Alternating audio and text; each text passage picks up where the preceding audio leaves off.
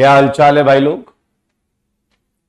Good morning good morning good morning everyone. आ जाइए। नंद, हर्ष, अनीस, आर्यन, दीनदयाल, वैभव, अमन,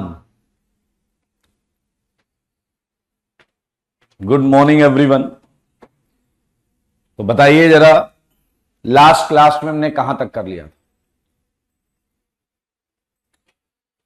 last class में कहां तक कर लिया था हमने? आ जाओ जी, जल्दी आ जाओ। लास्ट क्लास में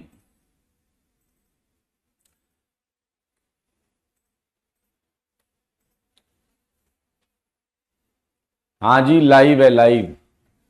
bond breaking, bond energy, Prince, ढेर सारी शुभकामनाएं आपको। क्वेश्चन थे छोटे छोटे हेट्रोलिसिस और होमोलिसिस पर। आज बहुत मजेदार चीज हम करने वाले हैं। पॉइंट नंबर 11 तक हो गया था। मैं बढ़िया हूं पवन।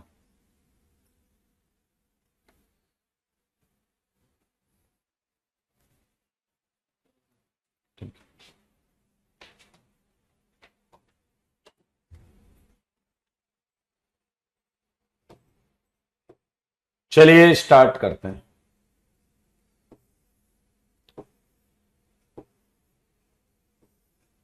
ये कुछ क्वेश्चंस थे छोटे छोटे शायद, ये आपने कर लिए होंगे। बताइए यहां क्या है? यहां वाटर लिया हुआ है, तो बहुत आराम से यहां आपने क्या बना दिया होगा? प्लस, यहां माइनस। यहां आपने वाटर नहीं लिया है, energy equal to H nu. ये वाली बॉन्ड होमोलिटिकली टूट जाएगी, O dot and CL dot. फिर यहां वाटर लिया है एंड यहां वाटर लिया है, तो फिर यहां प्लस और बी आर माइनस, आयंस में टूट जाएगा। Very good. यहां भाई साहब आपने हीट कर दिया, बिना वाटर के, बिना जल के हीट किया है, तो आपको दो रेडिकल मिलेंगे ये वाले। देखो मगर बोर्ड पर, बताओ क्या यही है वो? क्या यही आंसर है? एक कह रहे हैं बॉन्ड ब्रेकिंग एंडो और एक्सो। एक्चुअली बॉन्ड ब्रेकिंग कोई पूरी रिएक्शन नहीं है। बॉन्ड ब्रेकिंग कोई पूरी रिएक्शन नहीं है। क्या आप मेरी बात समझ रहे हैं? ये एक रिएक्शन का छोटा सा पार्ट है। समझ रहे हैं आप? तो एक्सो एंडो हम पूरी रिएक्शन के लिए बोल सकते हैं। बाकी होमोलिसिस तो प्योरली एंडो है, क्योंकि उसमें एनर्जी देनी पड़ रही है। Well done, very good, all correct. Seventh repeat कर दो। जल है, जल है, तो ये आयंस में टूट जाएगा।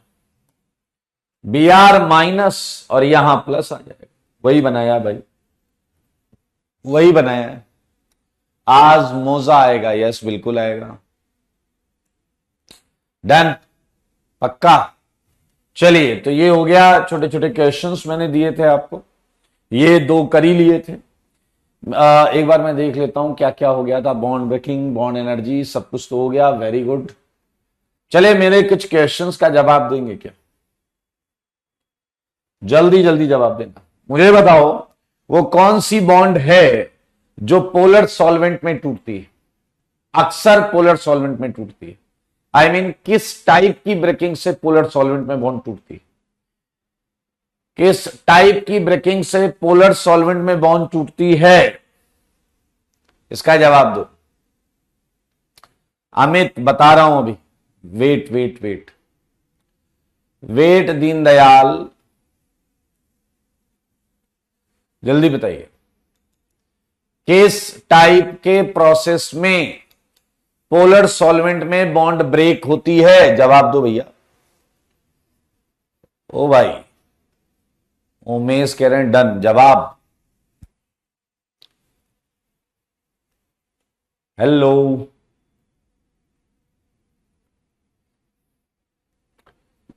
क्वेश्चन सुनाई दिया सबको?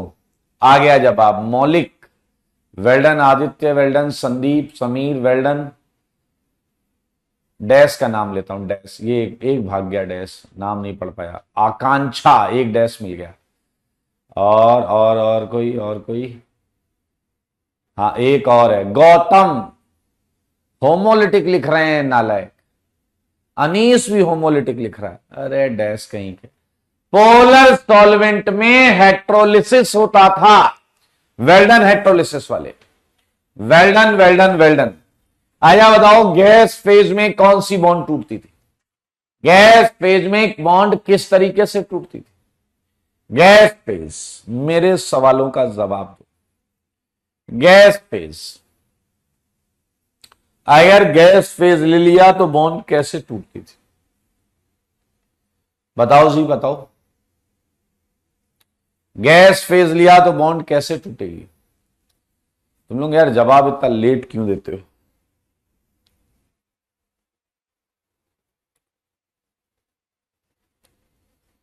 बताइए। कोई जवाब ही नहीं दे रहा।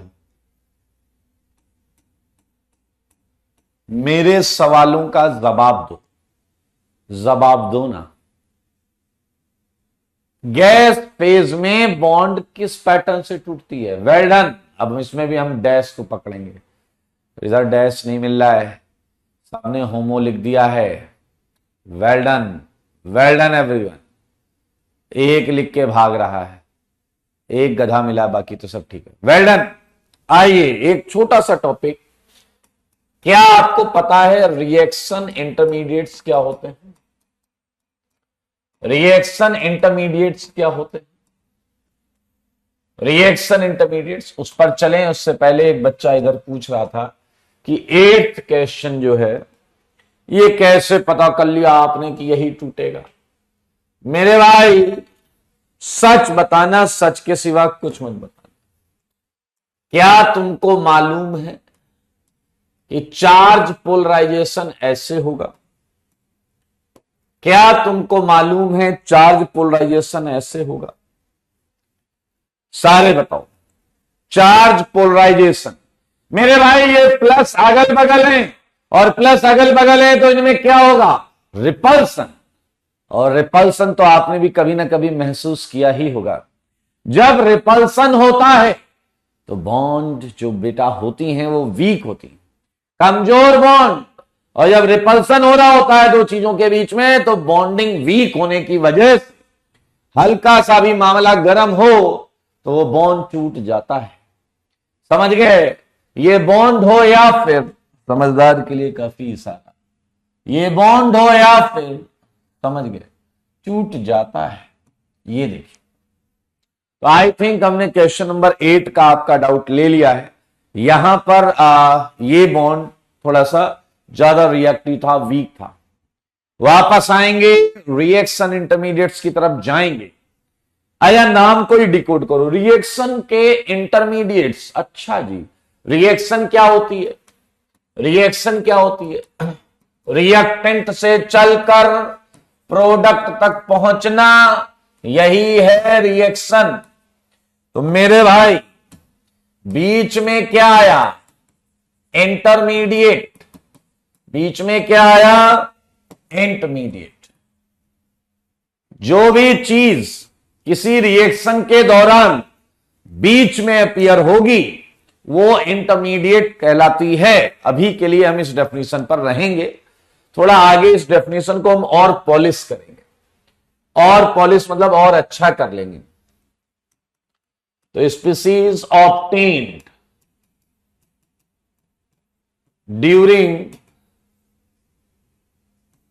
during a reaction between reactant and product,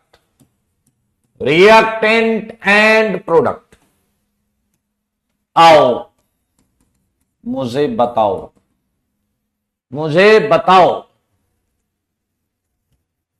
दिख रहा है आप कौन कौन से रिएक्शन इंटरमीडिएट आप जानते हैं? कौन कौन से रिएक्शन इंटरमीडिएट आप जानते हैं? बताइए जल्दी, आपका समय चालू होता है अब।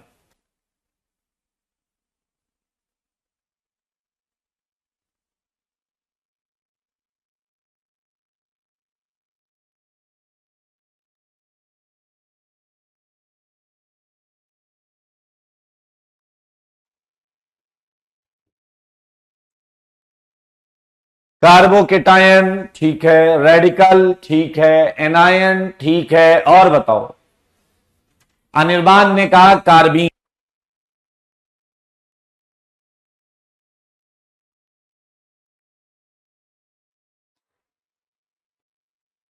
कार्बोकेटायन बिल्कुल सही, बहुत सारे लोग बोल रहे हैं। दीनदयाल ने भी कार्बोकेटायन बोला है। आइए, कार्बोकेटायन ये आप देख सकते हैं, इस टाइप से दिखता है। कार्बेनायन ये आपको इस टाइप से दिखेगा। अच्छा, ये आर अलग भी हो सकते हैं भाई, टेंशन मत ले, ये आर अलग अलग भी हो सकते हैं। कार्बन फ्री रेडिकल ये आपका ऐसा हो सकता है। इसके बाद very good Sameer, very good ji, very good. एक है कार्बीन। कार्बीन जो है वो Cr2, Cr2 इज कार्बीन। एक है नाइट्रीन, एक है नाइट्रीन। एक क्या है बताइए? नाइट्रीन। And one of them is benzene. नाम तो सुना ही होगा। हालांकि ये सब हम पूरी ऑर्गेनिक में पढ़ेंगे, अभी हम इन तीन पर चर्चा करेंगे। क्योंकि अगर तुम्हें याद तो ये जो तीन हैं, इनमें पहले दो हेट्रोलिसिस से आ रहे हैं एंड ये वाला होमोलिसिस से आया, ये वाला होमोलिसिस से आया। तो अभी हम इन तीन केटायन को समझेंगे, आई मीन तीन इंटरमीडिएट को समझेंगे। अभी हम इन तीन इंटरमीडिएट्स को समझेंगे। एक कह रहा है कार्बन पे लोन पेयर कैसे? आदर्श पिछली क्लास में नहीं थे, पिछली क्लास में नहीं थे। कार्बन आयन में कार्बन पर जो एनायन आ रहा था उस पे माइनस के साथ लोन पेयर था, सही है। अभी हम यही तीन समझेंगे और जब ये तीन समझ जाएंगे तो उसके आगे फिर बात करेंगे। आइए आइए आइए, बढ़ेंगे आगे भाई साहब। मुझे सच सच बताना, छोटी छोटी बातें हम करेंगे। कार्बोकेटायन, मुझे बताओ इसके बारे में आप क्या क्या जानते हो? CR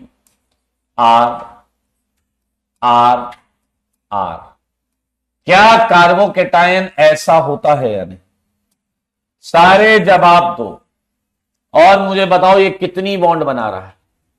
ये कितनी बॉन्ड बना रहा है? ये कितनी बॉन्ड बना रहा है? 3 बॉन्ड, 1 2 3। तो मेरे भाई हम लिखेंगे ट्राइवैलेंट, ट्राइवैलेंट इन नेचर। सही बात है। अच्छा बताइए, वेरी गुड। इसके पास ऑक्टेट कंप्लीट है या इनकंप्लीट? ऑक्टेट कंप्लीट है या इनकंप्लीट? ऑक्टेट, ऑक्टेट कंप्लीट है या इनकंप्लीट? देखिए मैं यहां पर यह बता रहा हूं, अनीस पूछ रहा है कि इसके बगल में ये लाइन क्यों है। आपको हमेशा उस चीज पर फोकस करना है जो सिखाई जा रही है। मैंने कहा ये आगे पढ़ेंगे तो ये आगे ही पढ़ेंगे, समझ में आया या नहीं? तुम्हें इस समय यही पढ़ना है तो यहां नहीं मिलेगा, सीक्वेंस चलेगा, दैट्स इंपॉर्टेंट। आइए मेरे भाई, ऑक्टेट इनकंप्लीट है क्योंकि 2 2 4 2 6 ही इलेक्ट्रॉन है। तो बहुत सिंपल सिंपल बातें हैं। इनकंप्लीट ऑक्टेट, तो बताइए ऑब्वियसली ये हाईली अनस्टेबल होगा या नहीं? हाईली अनस्टेबल, हाईली अनस्टेबल है तो ये हाईली रिएक्टिव होगा या नहीं? Highly reactive. आया बताओ, क्या इसके पास वो है या नहीं? जल्दी बता दो। मैं सिंपल सी बात पूछ रहा हूं, क्या केटायन वो रखता है या नहीं? बधाई, वेल डन। गौरव कह रहे हैं, राहुल कह रहे हैं, वेरी गुड। वो का मतलब है वैकेंट ऑर्बिटल, वैकेंट ऑर्बिटल है इसके पास। वेरी गुड, ये दिख रहा है, ये ऑर्बिटल वैकेंट है, पी ऑर्बिटल। मुझे सच बताओ, ये आपका लुईस एसिड नहीं जानते हैं तो अभी लिख लीजिएगा, ये लुईस एसिड होता है। जिसके पास भी ऑर्बिटल खाली, वो लुईस एसिड। जिसके पास भी ऑर्बिटल खाली, वो लुईस एसिड। आया, चलो इसका बीपी चेक करो। पीछे लगे रहा, क्या बात कर रहे हो, कैटायन का बीपी चेक हो सकता है? हो सकता है भाई साहब। बाजू वाला कह रहा है बीपी मतलब बॉइलिंग पॉइंट। अबे डैश बॉइलिंग पॉइंट नहीं, बॉन्ड पेयर है, बॉन्ड पेयर। क्या ये है बॉन्ड पेयर। पूरा लिख लेना, नहीं तो उल्टा सीधा कुछ फुल फॉर्म बनाओगे। बॉन्ड पेयर है 3। यूपी बताओ, यूपी अनपेयर्ड। फिर एलपी बताओ, लोन पेयर। जल्दी, फिर एमएम बताओ, मैग्नेटिक मूवमेंट। फिर एसएम बताओ, स्पिन मल्टीप्लिसिटी। अनपेयर्ड, इसमें अनपेयर्ड दिख रहा है क्या तुम्हें? इसमें अनपेयर्ड दिख रहा है क्या तुम्हें? Well done. कोई अनपेयर्ड नहीं है, कोई अनपेयर्ड नहीं है। ये दोनों पेयर्ड, ये भी पेयर्ड, ये भी पेयर्ड। यूपी नो, यस मेरे भाई। लोन पेयर, लोन पेयर भी नहीं है यार, कहां है लोन पेयर? ये सब तो बॉन्ड में है, बॉन्ड के पेयर। एमएम मैग्नेटिक मूवमेंट, क्या फॉर्मूला होता है? Nn+2। और n क्या होता है? UP, unpaired electron. तो ये क्या आएगा? 0। ये क्या आएगा? 0। अब एसएम ध्यान से समझना, ये होता है 2 mod s+1। अब यहां समझो, एस होता है स्पिन क्वांटम नंबर। जिंदगी में कभी तो सुना ही होगा, सुना है तो देखो। For 1 electron, for 2 electron, for 3 electrons, dash dash dash dash dash dash dash dash dash. आइए इसका मतलब समझिए, इसका मतलब समझिए। अगर एक अनपेयर्ड इलेक्ट्रॉन है, 2 अनपेयर्ड इलेक्ट्रॉन है, 3 अनपेयर्ड इलेक्ट्रॉन है, तो मेरे भाई एस की वैल्यू आती है हाफ। 2 अनपेयर्ड इलेक्ट्रॉन है तो 2 टाइम्स हाफ। 3 अनपेयर्ड इलेक्ट्रॉन्स है तो 3 टाइम्स हाफ। एस की वैल्यू, एस की वैल्यू। और अगर कोई अनपेयर्ड इलेक्ट्रॉन नहीं है, अगर कोई अनपेयर्ड इलेक्ट्रॉन नहीं है, अगर कोई अनपेयर्ड इलेक्ट्रॉन नहीं है, नो अनपेयर्ड इलेक्ट्रॉन्स, तो एस होगा 0। तो एस 0 होगा। आया जरा बताओ, यहां अनपेयर्ड इलेक्ट्रॉन कितने हैं? 0। तो एस क्या होगा? 0। और अगर एस 0 है, मेरे भाई एस एम क्या आएगा? अगर एस 0 है तो क्या एस एम 1 आएगा या नहीं? मेरे भाई 1 2 3 पर हम इंटरमीडिएट पे ऐसा टैगिंग करते हैं। 1 आया बोलते हैं सिंगलेट है, 2 आया तो बोलते हैं डबलेट इंटरमीडिएट है, 3 आया तो बोलते हैं ट्रिपलेट इंटरमीडिएट है। तो मेरे भाई ये कैसा इंटरमीडिएट निकला? Singlet carbon intermediate. ये सिंगलेट कार्बन इंटरमीडिएट। छोटी छोटी बातें, ये बहुत सिंपल सी बात। आई मेरे भाई, अब मुझे बताइए इसका हाइब्रिडाइजेशन क्या है? इसका हाइब्रिडाइजेशन, इस कैटायन का हाइब्रिडेशन तो जानते होगे यार, बता दो। बॉन्ड एंगल, हाइब्रिडाइजेशन है sp2, बॉन्ड एंगल है 120, and why intermediate is important? क्योंकि इंटरमीडिएट इस चैप्टर में हम पढ़ेंगे, इसलिए इंपॉर्टेंट। बॉन्ड एंगल है 120।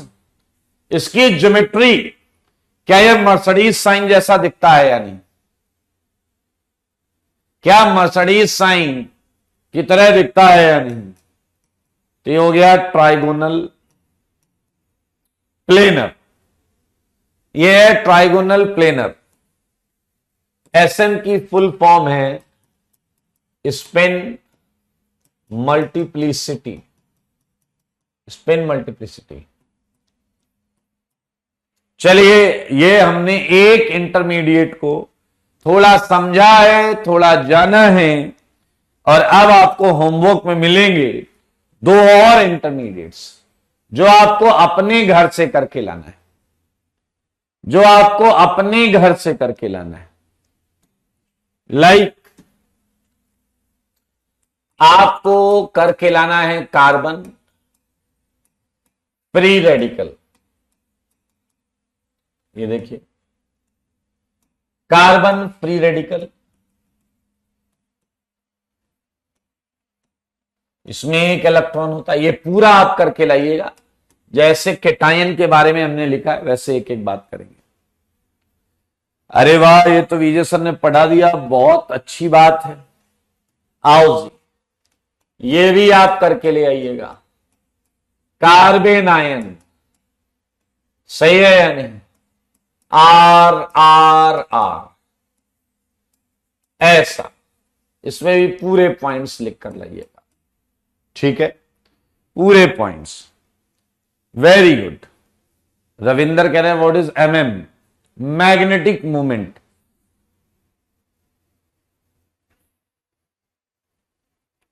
कर लोगे?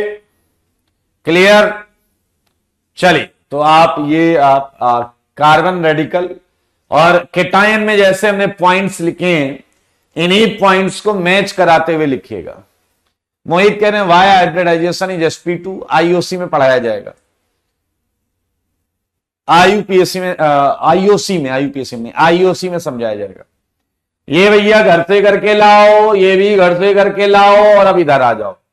अब हम 0 लेवल को क्रॉस करेंगे और फर्स्ट लेवल में प्रवेश करेंगे।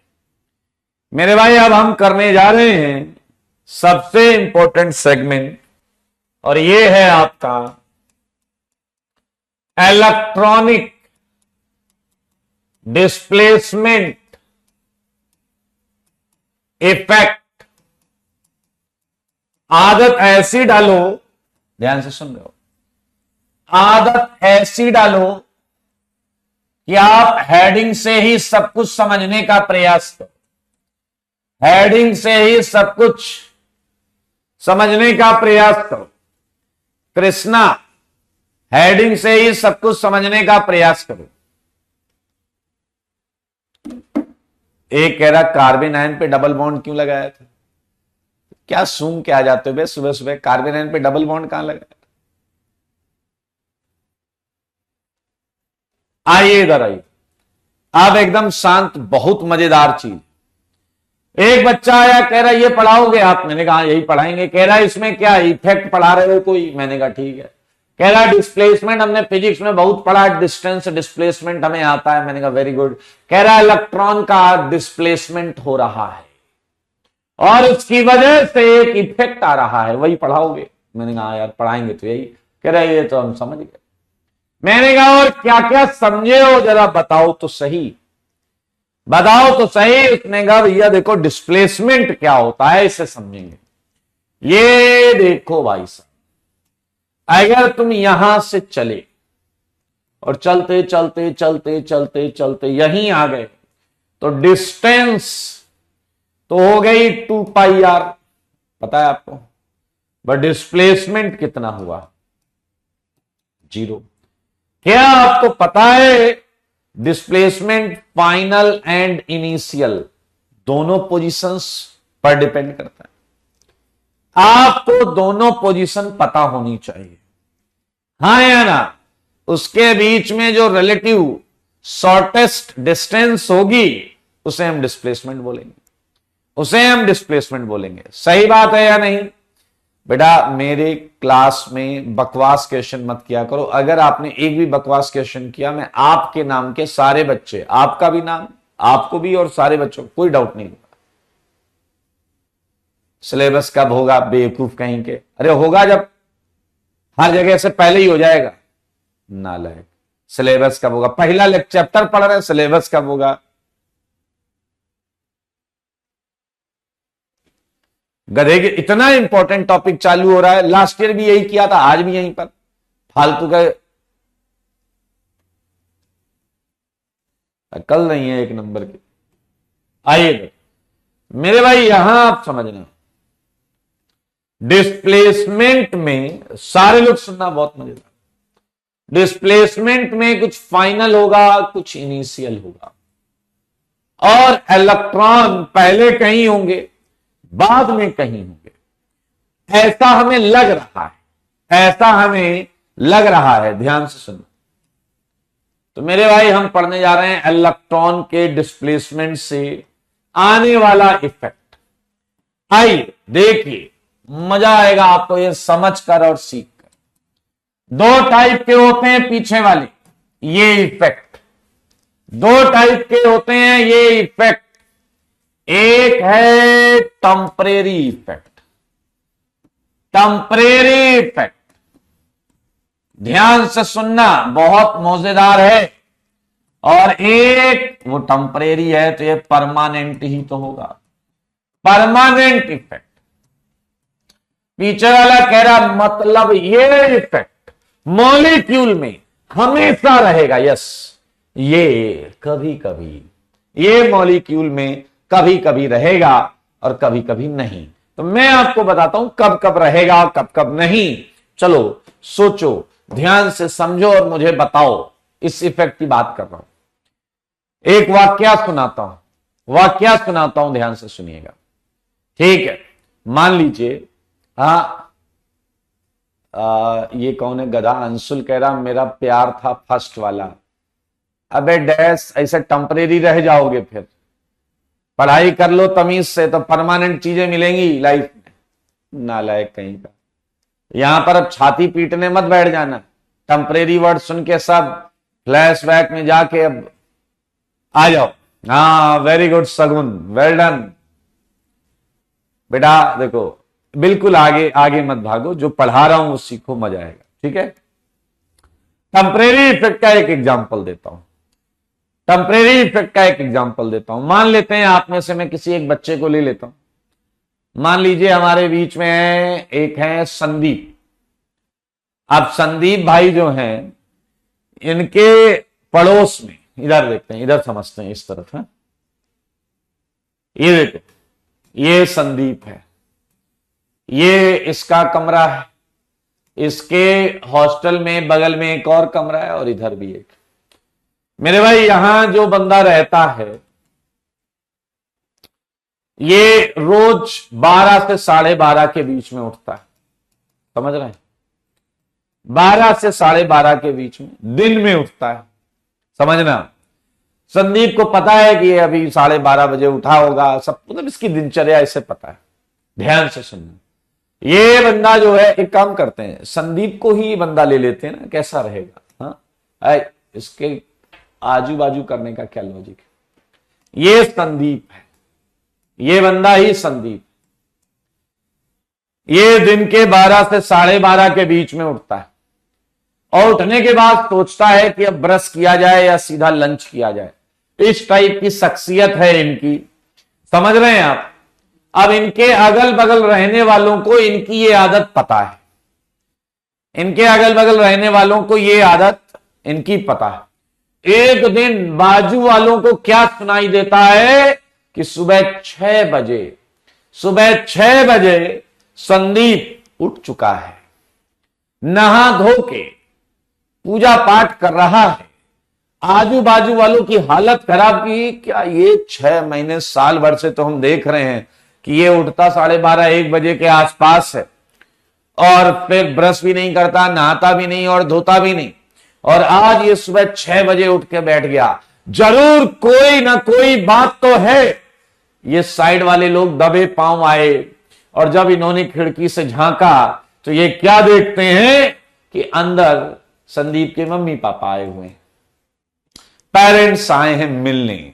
अब मेरे भाई जब पेरेंट्स मिलने आए हैं तो अब समझ गए, अब अपनी दिनचर्या तो उसे अच्छी वाली दिखानी है। अच्छी वाली दिनचर्या के चक्कर में सुबह 6 बजे उठ के पूजा पाठ करके पढ़ाई करने बैठने वाला था वो, तो मेरे भाई ये एक्सटर्नल रीजेंट है, ये एक्सटर्नल रीजेंट है जो दैनिक प्रक्रिया में आ गए हैं। और जैसे ही पेरेंट्स चले गए अगले दिन ये नालायक फिर 1 बजे उठेगा, मानते हो या नहीं। तो याद रखना, टेम्परेरी इफेक्ट, टेम्परेरी इफेक्ट, समझ रहे हो, किसी एक्सटर्नल रीजेंट की मौजूदगी में होता है। जब तक वो एक्सटर्नल रीजेंट रहेगा तब तक ये इफेक्ट रहेगा। जैसे वो रीजेंट चला गया ये वापस पुरानी स्टेज में आ जाएगा और डैशपंती करने लगेगा। आई मीन नॉर्मल जैसा स्टार्टिंग में था वैसे ही हो जाएगा। अरे और सोचो यार, ये इसके एग्जाम्पल तो तुम्हारे साथ रोज होते होंगे। तुम 4 दोस्त खड़े हो, बातें कर रहे हो, अब सोचो आप कैसे बातें कर रहे होते हो, क्या स्तर होता है तुम्हारी बातों का। अचानक आपने देखा है एक एक्सटर्नल रीजन आ रहा है, आपके खड़े होने का तरीका ही बदल जाता है। अरे मतलब टॉपिक चेंज। कुछ लोग तो इंग्लिश इंग्लिश बोलने लगते हैं, ये है वो एक्सटर्नल रीजन का प्रभाव। और जब वो एक्सटर्नल रीजन ऐसे आके ऐसे चला जाता है दूर, फिर वापस वैसे ही फैल जाते हैं।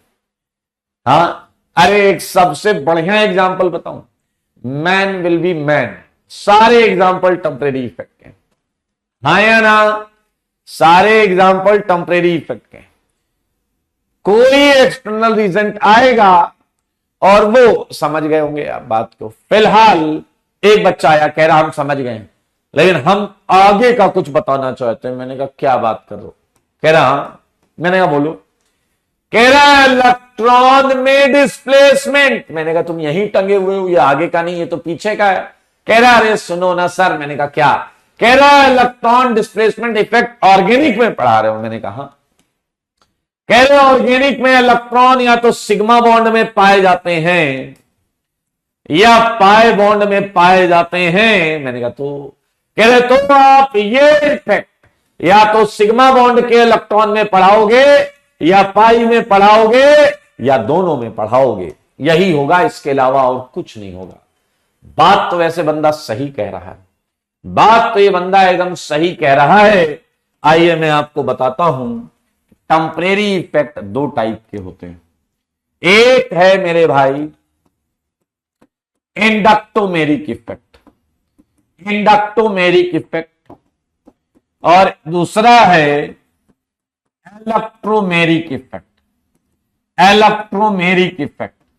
देखो मगर बोर्ड पर, इंडक्टोमेरिक इफेक्ट है temporary displacement in sigma electrons, in sigma electrons, and electromeric effect है temporary displacement in pi electrons, displacement in pi electrons. देख लो भाई, सारे देख लो। अंकित जो बोल रहा हूं भी वो देखो आएगा, लोन पेयर भी आएगा, लोन पेयर भी आएगा। ये यहां नहीं, यहां यही 2 रहते हैं, इधर आएगा वो, टेंशन मत लेना। अरे टेंशन मत लेना, लोन पेयर नहीं जाता टेम्परेरी इफेक्ट में। ऋतिक कह रहा आपने बोला था फ्रीक्वेंसी बढ़ जाएगी, बढ़ तो गई, 3 क्लासेस तो आ गई, 3 क्लासेस आ गई ना भाई। मेरे भाई ये है, अब आप कहोगे सर एक एग्जांपल हो जाए इंडक्टोमेरिक का तो मजा सा आ जाए, और एक इसका हो जाए तो और मजा आ जाए। बिल्कुल, बात अगर ऐसी है तो हम करते हैं इसे। चलो रे, ध्यान से देखना, आओ। उधर कहां चले गए? देखना भाई, बोर्ड पर देखना। ओके, चलिए जरा ध्यान से देखिए।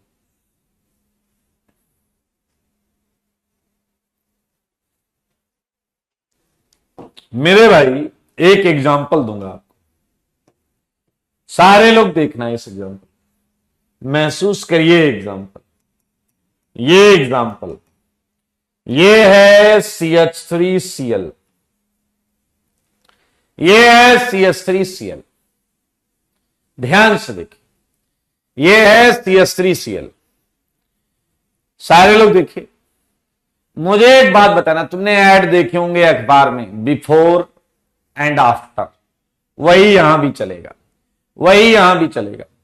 एक CH3Cl है अकेला, जब ये संदीप अकेला रहता था तब, वैसे यहां CH3Cl।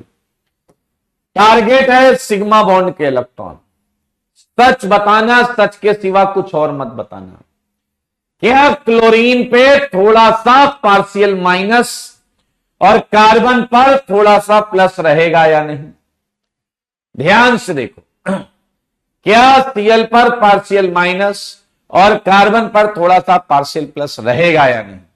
हाँ या ना? अब मुझे एक बात बताओ, अब है ये बिफोर, अब आफ्टर की बात करते हैं। बिफोर इधर है, यहां देखो, बिफोर एंड अब आया आफ्टर। मेरे भाई आइए बहुत ध्यान से सुनिएगा, मजा आएगा।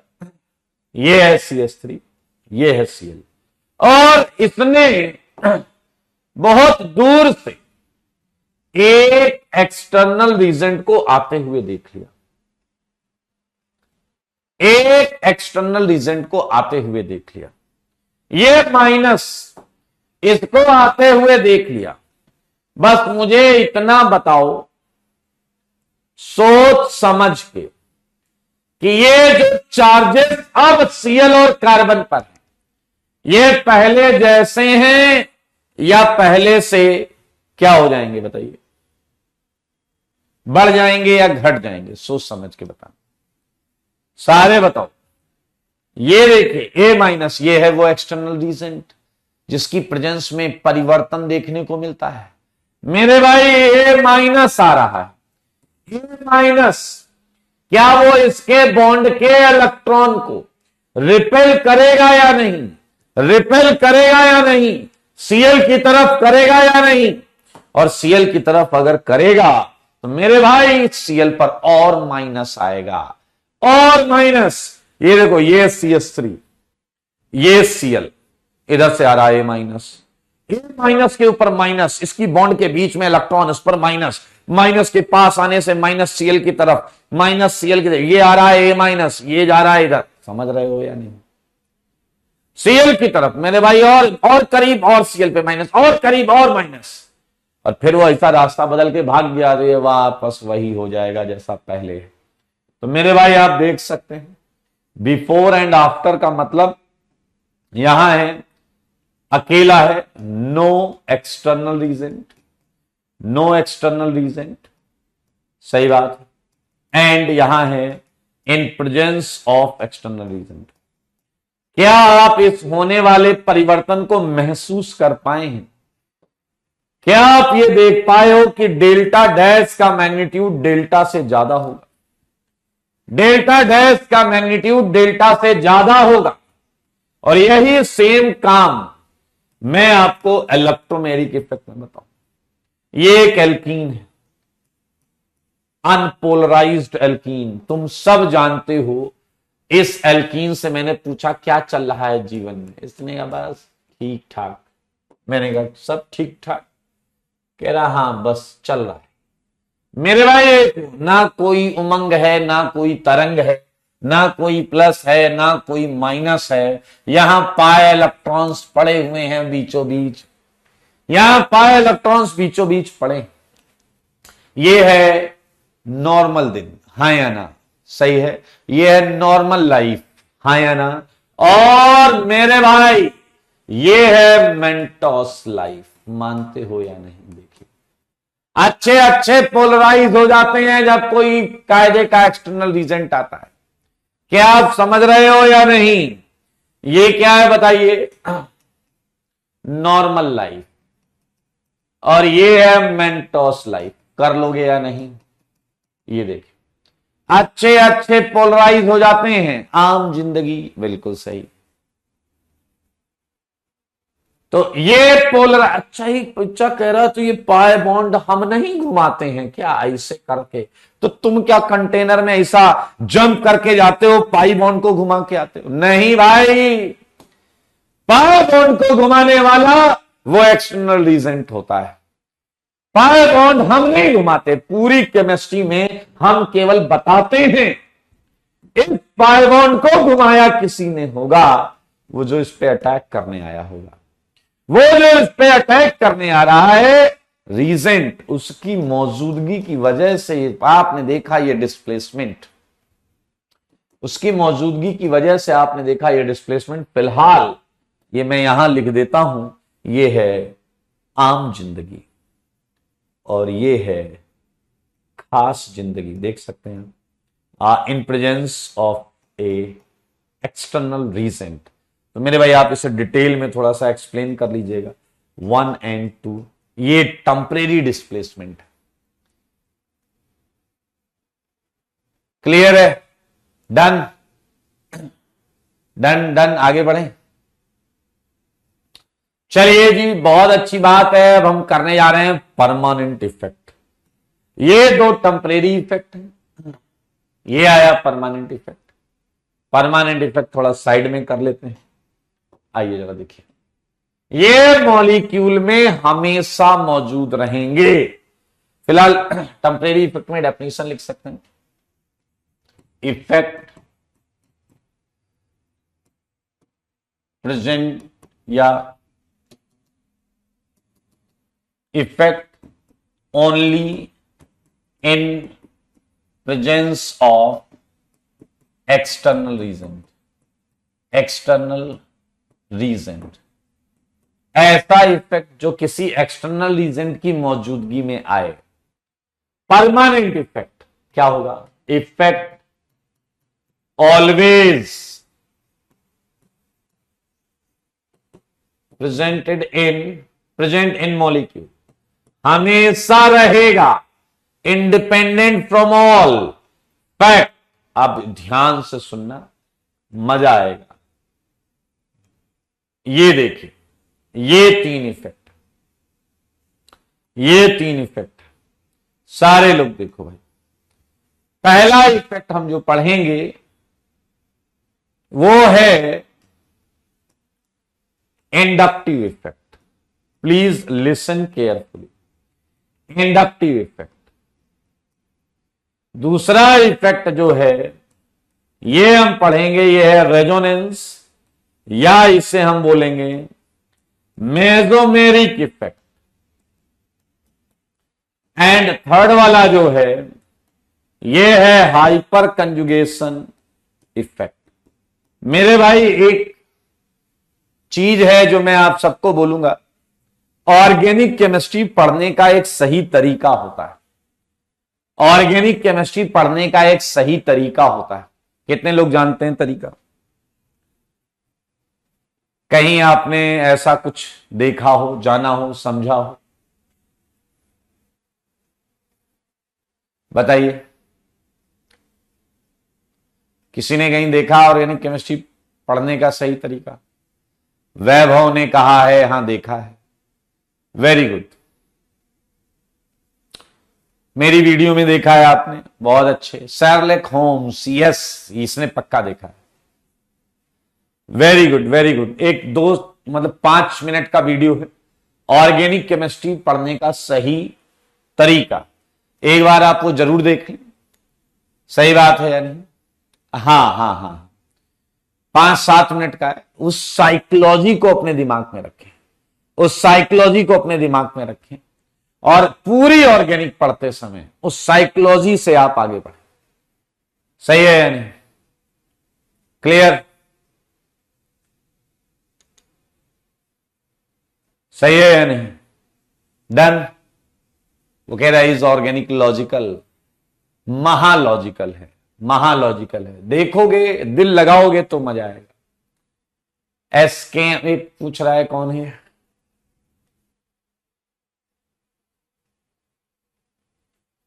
शॉर्ट नोट्स कैसे बनाएं बता देंगे डैश। Risu, SKM sir. बस इतना इतना ढूंढ लीजिएगा, मिल जाएगा। मैथ्स पढ़ाने का सही तरीका क्या, वो भी हम ही बताएंगे डैश, हमसे ऑर्गेनिक सीख लो। आइए जरा ध्यान से देखिए, आइए जरा, इंडक्टिव इफेक्ट बहुत मजेदार है, फोकस करो, पूरा फोकस करो। इंडक्टिव इफेक्ट, रेजोनेंस या mesomeric effect and hyper conjugation effect. Inductive, resonance and hyper conjugation. मेरे भाई बहुत आराम से सुनिए, ये सारी चीज पढ़ाने से पहले मैं आपको 3 प्रोसेस पढ़ाऊंगा। एक इंडक्शन, उससे आप इंडक्टिव इफेक्ट सीखेंगे। एक पढ़ाऊंगा रेजोनेंस, उससे आप रेजोनेंस इफेक्ट सीखेंगे। और एक पढ़ाऊंगा मैं हाइपर कंजुगेशन, उससे आप हाइपर कंजुगेशन इफेक्ट सीखेंगे।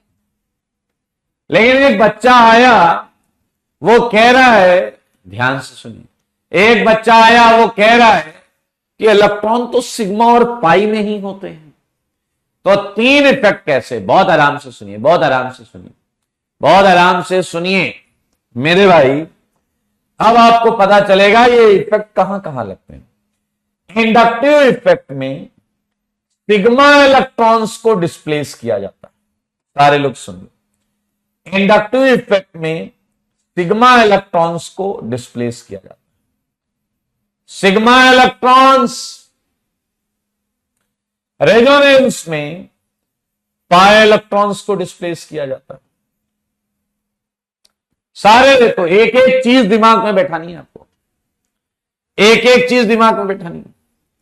हाइपर कंजुगेशन में भी पाई इलेक्ट्रॉन्स को डिस्प्लेस किया जाता है। एक बच्चा कह रहा है इंडक्टिव में सिग्मा को एंड रेजोनेंस में भी पाई को, हाइपर कंजुगेशन में भी पाई को, अलग अलग क्यों लिखा है? एक ही नाम कर दो, एक ही सेगमेंट कर दो। नहीं भाई, अगर रेजोनेंस भी पाई इलेक्ट्रॉन को डिस्प्लेस करता है और हाइपर कंजुगेशन भी पाई इलेक्ट्रॉन को डिस्प्लेस करता है, तो मेरे भाई वजह अलग अलग होगी।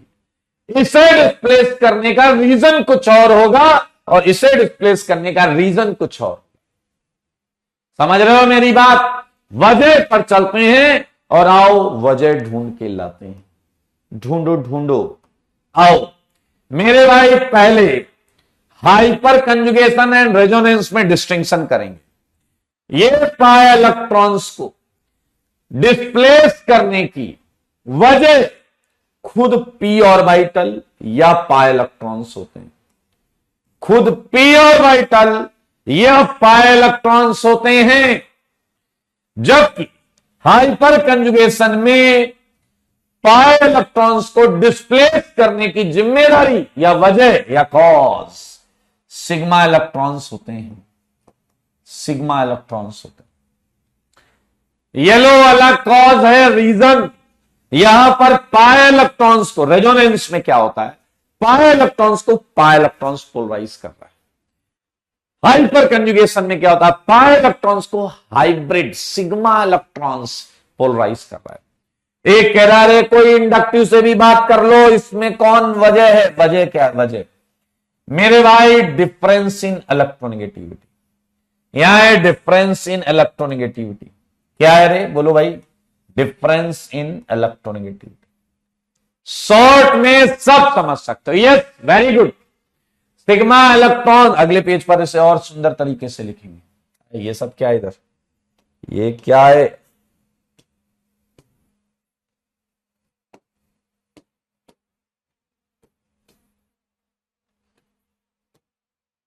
ध्यान से देखो भाई,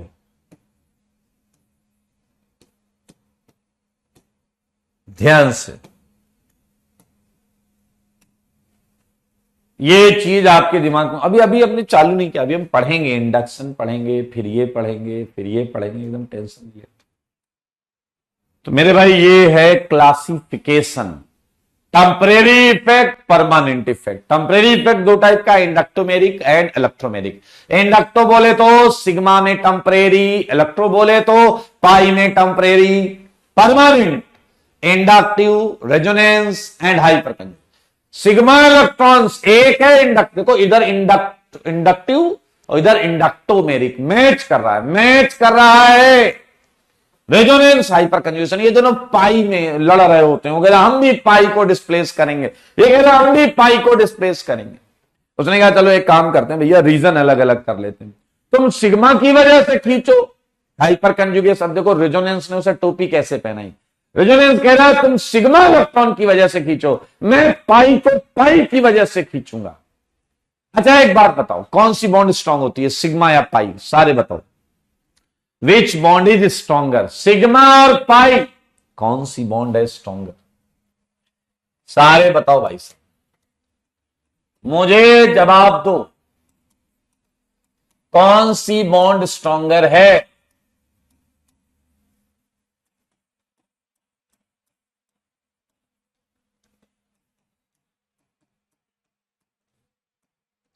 सारे बोलो मुंह से, कौन सी बॉन्ड स्ट्रांग है?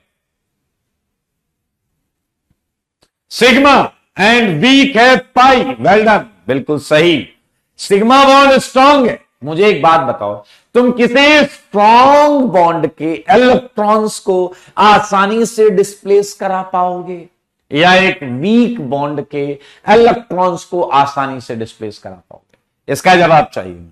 स्ट्रांग बॉन्ड के इलेक्ट्रॉन्स को आसानी से डिस्प्लेस करा पाओगे, या वीक बॉन्ड के इलेक्ट्रॉन्स को आसानी से डिस्प्लेस करा पाओगे? जवाब है weak. Well done, well done, well done, well done.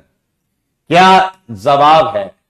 लाजवाब जवाब। आइए, तो क्या यह बात प्रूफ हो जाती है या नहीं कि इंडक्टिव इफेक्ट सबसे कचरा इफेक्ट होगा, सबसे वीक इफेक्ट होगा? क्योंकि यहां तुम एक स्ट्रॉन्ग सिग्मा बॉन्ड के इलेक्ट्रॉन्स को टारगेट कर रहे हो, टारगेट कर रहे हो। सिग्मा इलेक्ट्रॉन्स जो होती है सिग्मा बॉन्ड में होते हैं, और सिग्मा बॉन्ड स्ट्रॉन्ग होती है। ये आईयूसी में आप पढ़ेंगे, इनऑर्गेनिक केमिस्ट्री में। मेरे भाई अब बात करते हैं रेजोनेंस और हाइपर कंजुगेशन। क्या आपको पता है इसमें भी पाई इलेक्ट्रॉन्स में ही पोलराइजेशन है? इसमें भी क्या इसका पोलराइजेशन की वजह सिग्मा बॉन्ड थी, एंड सिग्मा बॉन्ड स्ट्रांग है, इसलिए इसकी वजह भी बहुत अच्छी नहीं है। जबकि यहां तुमको मालूम है पी या पाई इलेक्ट्रॉन्स इसकी वजह है जो कि खुद वीक होता है। तो वीक होता है तो ज्यादा अवेलेबल है, ज्यादा अवेलेबल है तो ज्यादा खींच लेगा। मेरे भाई अगर समझो इस सारों को, तो बताइए क्या यही आंसर आ रहा है? रेजोनेंस इफेक्ट स्ट्रॉन्गर इफेक्ट होता है usually than hyperconjugation, and hyperconjugation stronger effect होता है than inductive. Is it okay?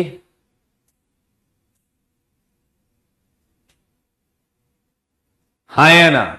अभी हमने कुछ नहीं पढ़ा है, अभी तो बस क्लासिफिकेशन है, थोड़ा सा समझने का प्रयास कर रहे हैं। क्लियर है? एक कह रहा है ये साथ नहीं लगेंगे। गौरव ने क्वेश्चन पूछा है कि ये साथ नहीं लगेंगे, मेरे ख्याल से उसी लिए पढ़ाया गया है। अगर ये तीनों साथ लग रहे हैं तो भी सबसे स्ट्रांग इफेक्ट कौन सा होगा? रेजोनेंस। ये तीनों साथ भी लगेंगे, कोई दो भी लगेगा, कोई एक भी लगेगा। समझ में आया? ऐसा भी होगा, कोई दिक्कत वाली बात नहीं। एक कह रहा रीजन समझ में नहीं आया। अरे अभी हमने एक भी टॉपिक चालू नहीं किया डैश, तुम्हें तो सिग्मा और पाई भी नहीं पता है। अभी एक बोल रहा था सबसे, मैंने पूछा स्ट्रॉन्ग बॉन्ड कौन सी, तो कह रहा पाई बॉन्ड। अब तुम्हें क्या ही बताएं हम? हाँ? आओ जी आओ, कुछ भी नहीं पढ़ा है हमने अभी। अब हम जा रहे हैं स्टार्ट करने एकदम बेसिक से। Now we are going for induction process और inductive effect. Inductive effect, inductive effect ध्यान से देखेंगे, ध्यान से देखेंगे, ध्यान से देखेंगे। आइए अभी समझ में आ जाएगा, अब चालू हो रहा है। ध्यान से देखेंगे। क्या अभी तक आपने ये पढ़ा है permanent displacement? Permanent displacement in sigma bond electrons, in sigma bond electrons due to difference in electronegativity of carbon and attached atom or group is known as inductive effect, is known as inductive effect of that atom और group. मेरे भाई अब आप कहोगे sir ये line जो थी इसको थोड़ा सा और मजेदार हो जाता। आओ जरा ध्यान से देखो, सारे बोर्ड पर मैंने आपको एक कंपाउंड दिया है, ये देखिए, प्लीज लुक एट बोर्ड, इधर उधर ना देखो, बोर्ड पर देखो। ये एक कंपाउंड है 1-फ्लूरोब्यूटेन। ये क्या कह रहा है, पढ़ो, परमानेंट। अच्छा, डिस्प्लेसमेंट ठीक है, सिग्मा बॉन्ड के इलेक्ट्रॉन में, चलो ढूंढो ए सिग्मा बॉन्ड यहां, इसमें ये इलेक्ट्रॉन, ये इलेक्ट्रॉन, ये इलेक्ट्रॉन, ये इलेक्ट्रॉन। अच्छा जी, इसमें डिस्प्लेसमेंट कराओ due to difference in electronegativity of carbon and attached atom और ग्रुप। ये है मेरा एटम, ये है एटम, ग्रुप आएगा तो ग्रुप जी लिखेंगे, ये है एटम। बताओ रे, क्या यहां डिफरेंस इन इलेक्ट्रोनेगेटिविटी है या नहीं? क्या यहां डिफरेंस इन इलेक्ट्रोनेगेटिविटी है या नहीं? यहां डिफरेंस इन इलेक्ट्रोनेगेटिविटी है, और यहां खेला हो जाएगा, इंडक्टिव इफेक्ट वाला खेला हो जाएगा, इंडक्शन। आओ इसे ऐसे समझते हैं। मान लेते हैं कि आपके स्कूल में, समझ गए, आपके स्कूल में थोड़ा छोटा पड़ गया है बेंच, ये स्कूल की बेंच है आपकी, समझ रहे हो, ये आपके स्कूल की बेंच है, ठीक है। थोड़ा बेंच बड़ी करनी पड़ेगी क्या? अरे जोड़ देते हैं थोड़ा सा, काहे को टेंशन मत लीजिएगा। हाँ, ऐसा टेंशन नहीं लेने का है, ऐसा देखिए, एक और पाया लगा देते हैं, ठीक है, तैयार, पक्की बात। थोड़ा सा ये हटा भी देते हैं पाया, अब बेंच एकदम सही लेंथ की हो गई, ये पाया एक्स्ट्रा लग रहा है, हटाओ। हाँ, आओ जी, ध्यान से सुनो। मान लो आप फ्लोरीन हो, एक कोई बंदा लेते हैं आप में से, वेयर इज संदीप? ओ संदीप हाजिर हो। हाँ, ये संदीप है, मान लेते हैं ये संदीप। यहां पर ये देखिए, ये फ्लोरीन बोले तो संदीप बैठा हुआ है, मुंह बनाकर बैठा हुआ है, सही है या नहीं? ये संदीप बैठा हुआ, बहुत आराम से देखना। और ये 1 नंबर का डैश है, ये 1 नंबर का डैश है, ध्यान से सुनना, ये 1 नंबर का डैश है। तो सच बताना, सच के सिवा कुछ मत बताना। इसके बगल में ये वाला कार्बन है, इसके बगल में ये वाला कार्बन है, ये और इसके बगल में ये वाला कार्बन बैठा है, और इसके बगल में ये लाल वाला कार्बन बैठा है। अगर ये पूरे साल इसी सिटिंग अरेंजमेंट पर, अगर ये पूरे साल इसी सिटिंग अरेंजमेंट में बैठे, तो सच बताना, क्या इसके डैश पंक्ति के गुण इसमें इंड्यूस होंगे या नहीं? सच बताना, क्या इस संदीप के, इस फ्लोरीन के डैश पंक्ति के गुण क्या इस वाले में इंड्यूस होंगे या नहीं? जवाब दो, बताइए, इसमें इंड्यूस होंगे, हाँ या ना? और इसमें जो आए हैं, इससे जो डैश पंक्ति के गुण इसमें आए हैं, तो ये तो डैश है, मतलब टॉप क्लास डैश, उससे कम ही आए होंगे, उससे कम इसमें आएंगे, उससे और कम इसमें आएंगे, ना के बराबर इसमें आएंगे।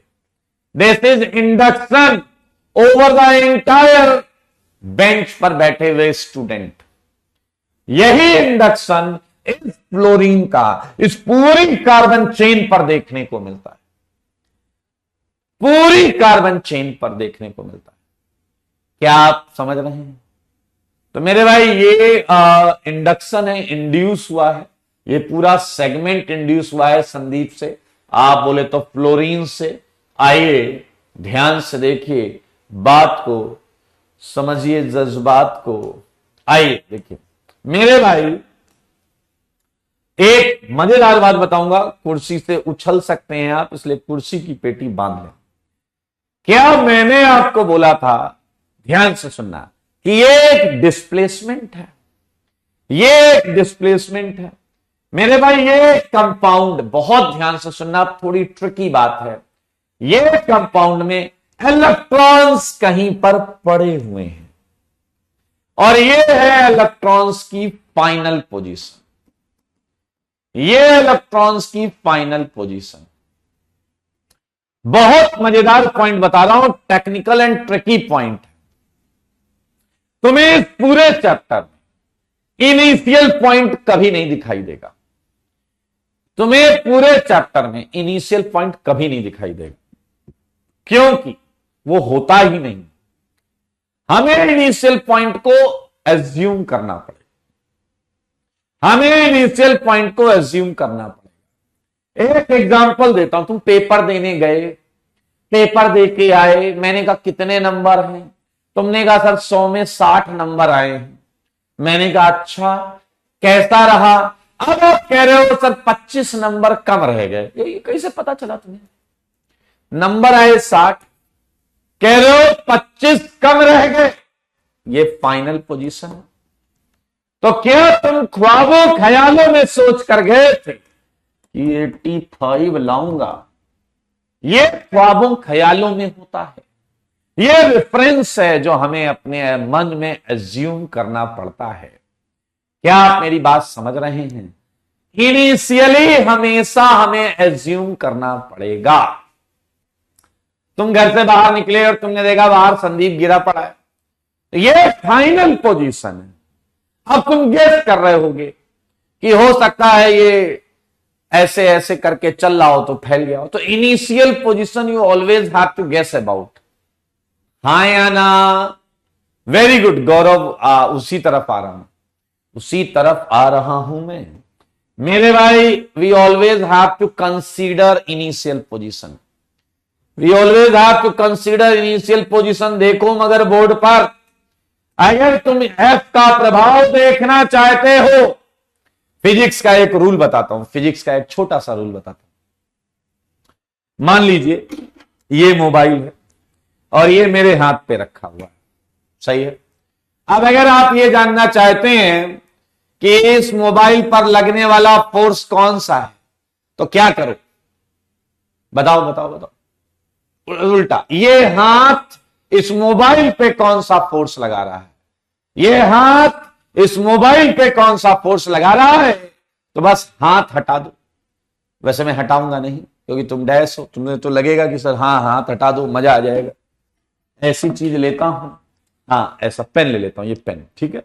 ये अब ये हाथ इस पेन पे क्या फोर्स लगा रहा है, किधर लगा रहा है, हाथ हटाओ, खुद जान जाओ। नीचे गिर गया, पहले नहीं गिर रहा था, यानी कि हाथ ऊपर की तरफ नॉर्मल रिएक्शन से इसके एमजी को बैलेंस कर रहा था। सही बात है या नहीं? हाँ या ना? अगर फ्लोरीन का प्रभाव जानना है, फ्लोरीन का प्रभाव जानना है, फ्लोरीन को हटा दो, फ्लोरीन को हटा दो। आओ बच्चों तुम्हें बताएं, सारे लोग देखें, बिल्कुल डैशपंती मत करना। ये है CH3, ये है CH2, ये है CH2, ये है CH2, और ये आया फ्लोरीन की जगह पर लगा लो H, फ्लोरीन की जगह पर लगा लो H। देख लो सारे, देख लिया क्या? फ्लोरीन की जगह पर क्या लगा लो? H। एक कह रहा है इतना फिजिक्स तो आता है, एक अभी पूछ रहा था ये sp2 क्यों होता है, सिग्मा बॉन्ड स्ट्रॉन्ग क्यों होती है, पाई वीक क्यों होती है, और तुम कह रहे हो इतना फिजिक्स तो आता है। मेरे भाई जरा ध्यान से देखो, अब ये है इनिशियल पोजीशन जो हमने एज्यूम की है, और ये है फाइनल पोजीशन जो रियलिटी में है, वास्तविकता में है, असलियत में है। हाँ या ना? चलो मुझे बताओ, क्या इस बॉन्ड में सिग्मा इलेक्ट्रॉन्स की पोजीशन अलग होगी और क्या इस बॉन्ड में सिग्मा इलेक्ट्रॉन की पोजीशन अलग होगी? बात तो सही है, बात तो सही है। हाँ या ना? तो मेरे भाई, क्या आपको एक डिस्प्लेसमेंट महसूस होगा या नहीं कि यहां यार यहां पर एक डेल्टा एक्स दिखेगा, एक डेल्टा एक्स दिखेगा, और इस डेल्टा एक्स की वजह से मानो या ना मानो इस कार्बन पर एक माइनस, पार्शियल माइनस, और इस पर एक पार्शियल प्लस आया होगा। हाँ या ना? देख लीजिए इस डेल्टा एक्स की वजह से। अब एक और बात समझने वाली ये है कि ये कार्बन 1 2 3 4 है, ये भी 1 2 3 4 है। क्या ये कार्बन 1 और ये 1 में भी डिफरेंस आ गया है? क्योंकि ये कार्बन पे हल्का सा प्लस है, जबकि इस पे उतना प्लस नहीं है जितना कि नीचे है। तो मेरे भाई, क्या यहां की बॉन्ड में भी, इलेक्ट्रॉन्स में भी कुछ डेल्टा x1 का डिफरेंस, और उसी तरीके से यूं ही चलते चलते अगर हम चले जाएं तो क्या एक delta x1, delta x2, delta x3 का डिस्प्लेसमेंट देखने को मिलता रहेगा या नहीं?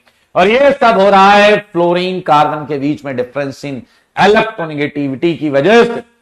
एक बच्चा आया कह रहा, हाँ समझ में तो आ गया है, लेकिन मुझे एक बात बताओ। मैंने कहा क्या? कह रहा है, क्या मैं ये सही समझ पा रहा हूं कि delta x displacement delta x1 से ज्यादा होगा, ये डेल्टा x2 से ज्यादा होगा, ये डेल्टा x3 से ज्यादा होगा? हाँ या ना? क्या ये बात आप समझ पा रहे हो? एक और चीज मुझे बताओ, मान लेते हैं कि यहां डेल्टा माइनस आया, तो यहां delta 1 plus, delta 2 plus, delta 3 plus, delta 4 plus, ऐसे plus entire carbon chain length पे आता रहेगा। तो क्या एक बात आप ये भी समझ सकते हैं कि डेल्टा ज्यादा होगा डेल्टा 1 से, डेल्टा 2 से, डेल्टा 3 से, डेल्टा 4 से? सारे बोलो, सारे बोलो। ये रेफरेंस है, रेफरेंस। हाँ है ना मेरे भाई? ये अच्छा एक और बात बताओ, क्या इसमें नेट माइनस चार्ज डेल्टा है और नेट प्लस चार्ज इतने हैं? तो मेरे भाई, नेट तो कंपाउंड न्यूट्रल ही है ना दोस्त, नेट तो कंपाउंड न्यूट्रल ही है। तो जितना प्लस चार्ज है उतना ही माइनस चार्ज है, जितना प्लस चार्ज है उतना ही माइनस चार्ज है। सही है या नहीं? तो मेरे भाई, ये कुछ चीजें मुझे ऐसा लगता है कि आप समझ गए हैं। तो ये हमने यहां पर आपके सामने आपको बताएं, आप इंडक्टिव इफेक्ट को महसूस कर पा रहे होंगे। मेरे भाई, एक कह रहा अपना रूटीन बता दो। मेरा रूटीन बेटा ये है कि मैं सुबह 7 बजे उठता हूं, 7:15 बजे, उसके बाद 8 बजे तक तैयार व्यार होके ब्रेकफास्ट करके फिर मैं क्लासेस पढ़ाने लगता हूं। ऐसा फिर शाम तक चलता है ये 5:30 6 बजे तक, फिर थोड़ा सा एक्सरसाइज करके फिर ऐसे ही साइकिल। आइए जरा मेरे भाई, जरा ध्यान से देखिएगा, कुछ बातें हैं जो आपको ध्यान से समझनी होंगी, ध्यान से सुनिएगा। क्या है बात मेरे भाई? क्या फ्लोरीन ने जितना 1 को प्रभावित किया, क्या उतना ही 1 ने 2 को प्रभावित किया होगा? जल्दी बताइए, जल्दी बताइए। क्या जितना फ्लोरीन ने 1 को प्रभावित किया, क्या उतना ही 1 ने 2 को प्रभावित किया होगा? जवाब बहुत सिंपल है, बहुत सीधा साधा है। बताइए, यस और नो। क्या उतना ही प्रभावित किया होगा? जवाब है नहीं। Well done, well done, well done, well done. ये एक्सपेरिमेंटली देखा गया है कि एक बॉन्ड का इफेक्ट मात्र 10% ही, मात्र 10% ही दूसरी बॉन्ड में जाता है। ये एक्सपेरिमेंटल ऑब्जर्वेशन है। तो मेरे भाई एक कह रहा अगर इसका 10% यहां, इसका 10% यहां, उसका 10, ये तो सेम रहेगा, उसका 10% यहां, उसका यहां, उसका यहां, अरे भाई साहब आखिरी वाला तो लगभग ना के बराबर होगा मेरे भाई। इसलिए कई जगह लिखा होता है डेल्टा 4 इज क्लोज टू 0, और ये हम तब करेंगे जब कोई न्यूमेरिकल की बात हो रही होगी तो एज्यूम कर लेंगे। For practical calculation delta 4 is 0, for practical calculation delta 4 is 0। समझ में आया या नहीं? This is all about inductive effect, ये इंडक्टिव इफेक्ट है। आइए जो जो समझा है, जो जो सीखा है वो इधर नोट में लिखेंगे। नोट बहुत जरूरी है। क्या आप मानते हो कि ये परमानेंट इफेक्ट है? ओके, छोटी छोटी बातें हैं। क्या आप मानते हो कि ये वीक इफेक्ट है क्योंकि सिग्मा बॉन्ड स्ट्रांग होती है? क्या आप मानते हो कि इसमें रेफरेंस इज CH बॉन्ड? हाँ या ना? रेफरेंस CH बॉन्ड लिया जाता है। क्या आप मानते हो कि ये डिस्टेंस पर डिपेंड करता है, डिस्टेंस डिपेंडेंट इफेक्ट? हाँ या ना? क्या आप मानते हो कि केवल 10% इफेक्ट ट्रांसफर होता है in next bond, in next bond? ये सब हम पढ़ चुके हैं, इसलिए मैं यहां पर लिख दे रहा हूं, ये सब हम पढ़ चुके हैं। श्रुति कह रहे हैं वीक इफेक्ट कैसे? रेजोनेंस और हाइपर कंजुगेशन से ये वीक है श्रुति, क्योंकि हम स्ट्रॉन्ग सिग्मा बॉन्ड के इलेक्ट्रॉन को डिस्प्लेस करने का प्रयास कर रहे हैं, जो कि आसान ना होगा। थर्ड में क्या लिखा है? थर्ड में लिखा है रेफरेंस, कितना सुंदर लिखा है रेफरेंस, देखिए इज CH बॉन्ड। रेफरेंस, ये रेफरेंस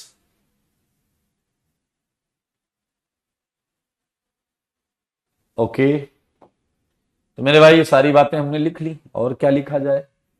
हो गया, ये हो गया, वो हो गया। हाँ, फिनोमेना इज इंडक्शन। फिनोमेना क्या है बताइए? फिनोमेना पूरा इंडक्शन बोला जाता है। प्रभाव फिनोमेना जो है is induction, and effect is known as, and effect is known as inductive effect. Inductive effect क्या आप मानते हो वजह क्या है? इफेक्ट, आई इफेक्ट मतलब इंडक्टिव इफेक्ट।